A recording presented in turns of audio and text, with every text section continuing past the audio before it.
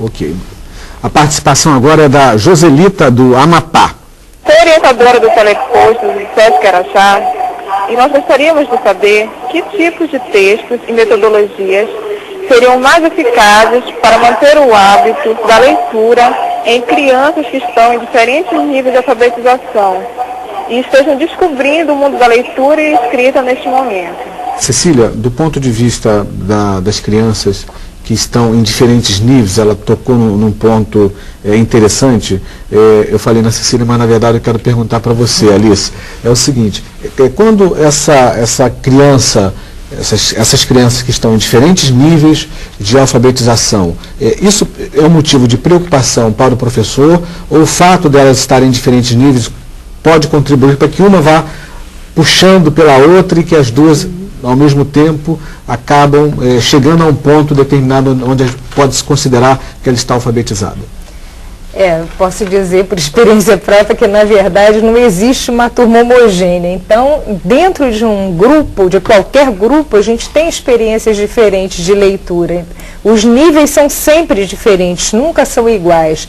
E isso enriquece muito o trabalho. Agora, quanto à escolha dos textos, né, a Joselita perguntou, quer dizer, como escolher texto para esse grupo tão diversificado?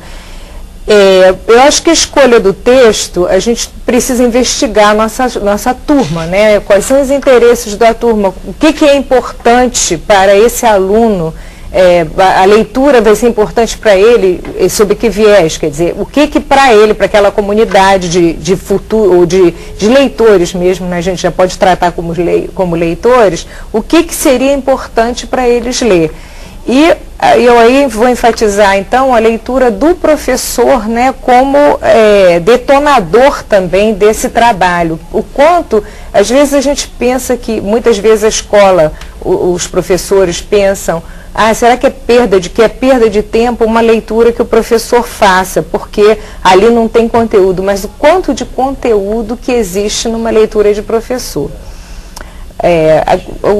A escolha de texto pode ser diversificada também dentro da sala de aula, dependendo dos níveis dos alunos, e uma estratégia boa seria colocar os alunos em duplas ou trios para que um possa ajudar o outro a ler também. Perfeito.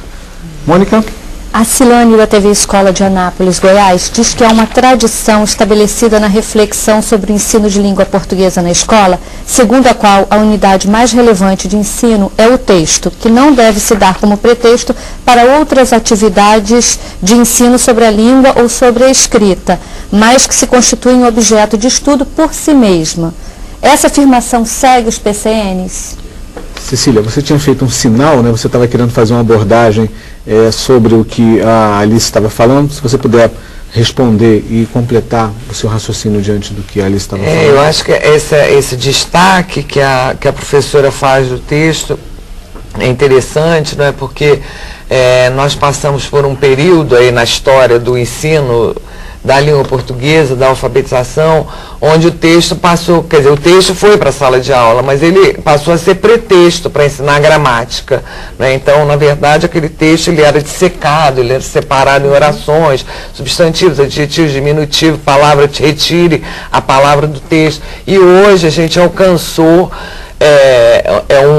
uma outra compreensão, né, do trabalho com o texto, em que o texto não é mais pretexto, não é? Ou ele não deve ser pretexto. O valor do texto está no texto, não é? No que aquele texto veicula, no que aquele texto traz de contribuição para eu saber mais, para meus alunos saberem mais, para as discussões, né? E o que eu estava querendo aqui falar quando a Alice estava falando, em relação aos vídeos que nós vimos, né? No primeiro vídeo, a professora Adriane, também com uma turma de crianças de primeira série, usando um texto da revista Ciência Hoje para Criança, um texto de divulgação científica, né, na primeira série, Depois a professora Olga, né, também trabalhando com um texto de jornal, Animais Pequenos e Perigosos, né, e a outra professora Dinalva trabalhando com literatura infantil, e ali, no caso da Dinalva, como é um centro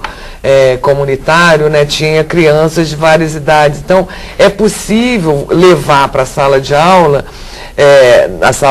seja de crianças bem pequenas, como de crianças ou jovens de ensino médio, textos de muitas fontes. Né? É lógico que a compreensão daqueles alunos não vai ser a mesma. A compreensão dos alunos da Olga, da Dinalva, com certeza não é a mesma. E é natural. Mas eles todos vão, na discussão, ganhando e aprendendo cada vez mais.